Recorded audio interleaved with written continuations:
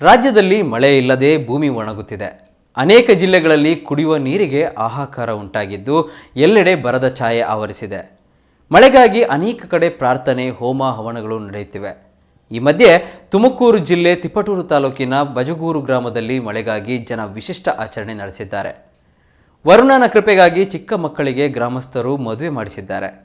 ನೂರಾರು ವರ್ಷಗಳಿಂದ ಗ್ರಾಮದಲ್ಲಿ ಈ ಪದ್ಧತಿಯನ್ನು ಜನ ಆಚರಿಸಿಕೊಂಡು ಬರುತ್ತಿದ್ದಾರೆ.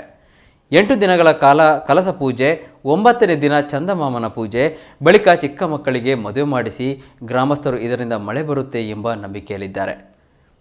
2 ಬಾಲಕಿಯರಿಗೆ ಗಂಡು ಹೆಣ್ಣಿನ ವೇಷ ಧರಿಸಿ ಈ ವಿಶಿಷ್ಟ ಮದುವೆ ಆಚರಣೆ ಮಾಡಿದ್ದು, ಮದುಮಗನಾಗಿ ಸಿಂಧು, ಮದುಮಗಳಾಗಿ ಕೃತಿಕಾ ಪಾತ್ರಧಾರಿಗಳಾಗಿದ್ದಾರೆ.